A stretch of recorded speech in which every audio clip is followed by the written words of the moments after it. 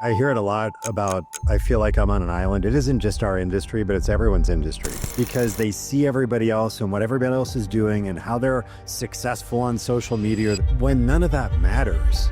Once you realize we're just NPCs in other people's storylines, I'm the only one responsible for myself and my family and everybody that's around me. There's a band out there that I follow, visually this amazing band that it's one flat tire away from going broke.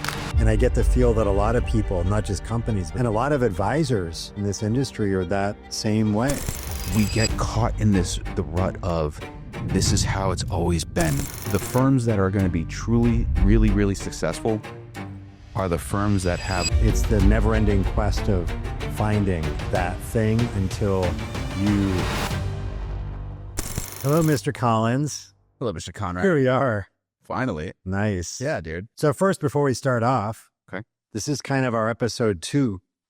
We did one before, but now we're here on Pine Island doing this next session of Mother, Should I Trust the Life I Built? Mother, Should I Trust the Life I Built? I think it's a catchy phrase. It is.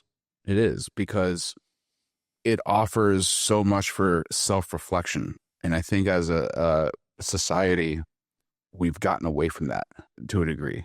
Yeah. When I think about what we do with Portfolio Medics, with Floyd Nation, with soon to be the Rock and Roll Investment Advisors, there's always that opportunity of being disconnected from it, from the moment, from the outcome, getting caught in that whirlwind of head trash. And especially if you're an independent advisor, because there's no one else around. Yeah, I hear it a lot about, I feel like I'm on an island. It isn't just our industry, but it's everyone's industry.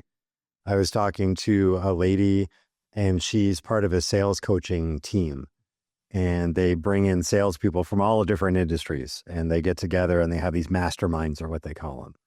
And it struck out to me when I was on the phone with her the other day. I was like, well, what's the purpose of this?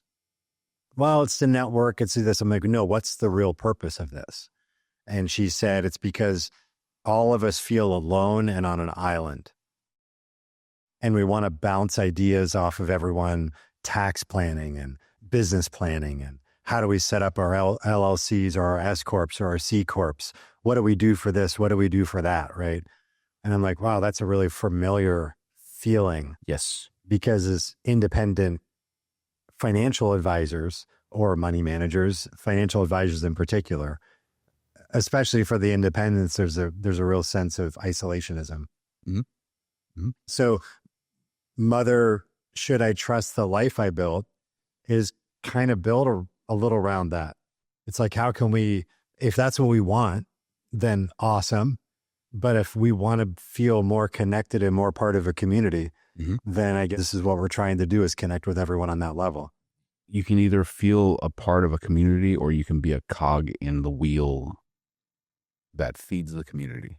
Even with clients, if you think about clients in general, of clients of advisors like ourselves.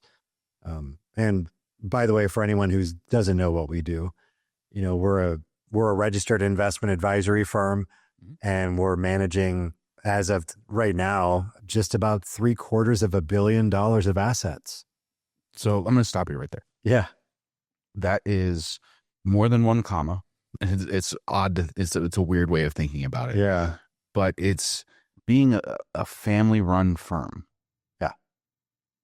Started with a concept and a premise of wanting to do something different. Look, man, the whole reason as to why we started was just because we wanted freedom for ourselves. And it wasn't, of course, we drugged clients along the way. They saw it. And then advisors started to catch on, and then more clients, and then more advisors. But we've always, since day one, it's always been leaning into just having freedom. Mm-hmm. Freedom to do what we want, how we want to do it, within guidelines. We have to follow the rules. But yeah, that's the whole premise of this organization, is about freedom. Mm-hmm. Actually, the goal of everyone's life should be about that. As Americans, it's about that. Well, you get into when you start going down that road, John, you get into that whole aspect of be careful, because you could start shoulding all over yourself. You know, Exactly. it's having that thought process of, well, this is how it should be. You know, I mean, in 2022, we should have had an efficient market where if equities fell, bonds should have stayed. But we saw where both bond and equity fell. You know, that's a whole nother, the markets are an interesting thing to talk about because everyone gets so caught up in that too. And I find myself, and you as well, dealing with a lot of our advisors and even clients, having to slap them a little and say, it's a rough thing to say, but it's like, come on, there's more to life than just money in the bank. There's a lot more to life. I mean, my dad died last year, and the last thing he was concerned about that day Was money, how much they had in the checking account. Right. You know, it's all the experiences, it's the feelings that we have as we go along in the process. The money's absolutely a requirement. Unfortunately, in today's day and age, we have to have it, but so many people don't, and so many people are at risk of losing it. There's a band out there that I follow that I'm not going to name, but I've been told many times, even though it's visually this amazing band, that it's one flat tire away from going broke. And I get the feel that a lot of people, not just companies, but I get the feel that a lot of people, there's a lot of salespeople, a lot of advisors in this industry are that same way. I can attest to that. Yeah. You know, when we first met, I was very much still in that place of, we are not financially free yet. However, when we first met, we were more week to week, paycheck to paycheck. Whereas now, you know, it's completely different. Yeah, I think it's just really getting that realization, getting off of the script and getting an understanding. This is how it is. This is where I am. Here's the current reality. Right. And I say that to it. It's so hard to grasp that concept for a lot of people because they see everybody else and what everybody else is doing and how they're successful on social media, or they're successful here or successful there.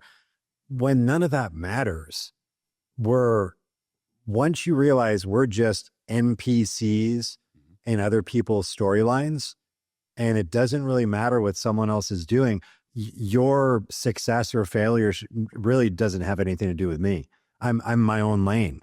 I'm the only one responsible for myself and my family and everybody that's around me. I think once everyone comes to that conclusion that it's not good or bad or right or wrong what I'm doing, it's just what I'm doing. And now I need to work within constraint and confine of that to be successful. What is the definition of success? Well, it's a lot of different things. It's a lot of, that's such a personal question. My success is different from your success. I remember a story you telling me that when you and JB first started out, John Billy, your business partner in Portfolio Medics, when you first started out, your goal was 75 million. You know, the funny thing is that everyone always asks, what's our goal? And so I always immediately, and all of us, I think, when we start off in sales or life or retirees, or we're just getting your first job, you know, $1 million in the bank, you know, what do you want? What's your goal? It's a money goal. And I think when we first started out, it wasn't forced, but I don't know if we had the understanding that we do today. And that dollar amount came to mind of like, oh, we need to hit this goal as a firm because all the other firms have these number goals. Well, no, that wasn't the conversation, because you don't think like other firms. You said a dollar amount, and my takeaway from that conversation was you and JB set a dollar amount for a firm wide, because that brought in enough revenue for you guys to be able to live a comfortable life. It's true. Pay the bills, have money in the bank, not be worrying about month to month, bill to bill. How are we going to, rob Peter to pay Paul? Yeah. And since we've met, seeing you take it from... We've 10x to that. Yeah. And the great thing about the 10x of that is the fact that we can really step back and breathe. Our financial goals haven't changed as individuals or as a firm, but our goals for the world have. And our goals to be able to try to make a difference and to say, look, we were searching for a system, and didn't exist. And it still doesn't exist, but we did clear a path. You know, we've got a really sharp knife and we're sickling it through the underbrush, and we cleared a path that other people can kind of follow on too. And that's not just advisors, but that's clients. And if you're the same as us, or even in close to similar thinking as us, you might want to hop on that path too. We know how to get there, at least one version of it. Right. But the cool thing is it's a system without being a system. It's a thought process that is very different from what's out there. It's a freedom to choose our own path and our own way, and to get where we want to go in the manner and the time we need to get there to do it. So, you know, you are a musician. I am. We met auditioning for a Pink Floyd tribute band, and I probably said this in episode 1, and we started going on that journey. And when I think of that part of Pink Floyd's music, the saxophone, all right, there's different tools that are needed for you to hit those parts authentically. It's not a one size fits all approach. So bringing it back to our industry, financial services, how would you feel if you were told that you have to do the solo for Shine On You Crazy Diamond in part 5, but you could only do it on a tenor? On a tenor side, yeah, exactly right. Or a certain way. No, not even a certain way. Yeah. You're the only tool your band allows you to use, because of the philosophy of the band, is I'm allowed 4 strings on bass, tenor sax. So if you're telling me that that's exactly how I have to do it, is your system, then I will gracefully find my own way with another band. Thank you. So gracefully is the key. But yes, that's because in order to truly do that solo justice, you don't need a tenor. I just need what I need. It's played all kinds of ways. Right. And it doesn't matter how anyone else played it, because I'm in my own lane. Exactly. And I know where I need to get to, and I know the tools I need to be able to get there, and I'm going to do it my way because I love my freedom. And then when that happens, then it translates to everybody in the audience, and they sense that freedom too. Mm-hmm. Exactly. Mm-hmm. Yep. There's an authenticity needed, but there's also flexibility and latitude. I think the authenticity has to happen in life in general. And, you know, we talk about us as advisors and us as our methodology and us as our plans and our systems, but you've got to zoom all the way out. And sometimes I'll tell, if someone gets too deep in the weeds, I'll say, go to Google Maps in your brain. Let's look it up, you know, on the computer, if that's, you have to look it up, and let's zoom out all the way, because forget about all the other noise, all the other stuff. Mm-hmm. At the end of the day, if you truly feel it, if you truly feel your goal, if you truly envision where you need to go, you're going to be able to get there. But if something's holding you in the way and they're holding you up, guess what? You're never going to make it. Correct. Because now what you're doing is you're chasing after someone else's goal. Mm-hmm. You're being forced into a rigid system to where you're forced to follow the goal that they've developed for themselves, which may or may not line up. Odds are may not line up with what you're doing. So once you can kind of feel that, when you can understand that, there's a sense of freedom about that. You know, when I first started playing the music of Pink Floyd, I played it off of sheet music. Mm-hmm. And when I played it off of sheet music, there was a sense of inauthenticity happening. Almost scripted. It was scripted. You know, you can tell when someone's playing sheet music. And I yearned for the day that I could just step away from that. And I'm not the best musician in the world, but there was a day where I just got rid of it. Mm-hmm. And then all of a sudden the freedom started to happen. But then there was the one day where it clicked. And now all of a sudden I have an understanding. Yep. And now I don't even think about it. Yep. That's where everybody needs to get to in life. Don't care what you're doing. Auto mechanic, CPA, doctor, school teacher, cutting the grass, don't care. Once you hit that level of understanding and connection to what you're trying to do in your life, profession, financially, relationship-wise. All of those are check boxes where you have to hit those. I'm still working on mine. Me too. I think we're all still working on them to get to that point to where it's like, how can we be the truest to ourselves we can possibly be? So John Mayer, when he was auditioning for and got the part for Dead and Company, he didn't learn Jerry Garcia's solos. He took the structure and the language and how Jerry spoke and learned how to speak like Jerry.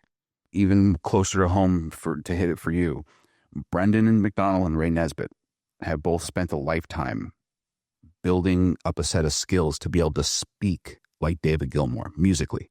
It's pigeonholed them, but it's also given them a set of freedom that other players don't have, because they've gone past the point of learning the script.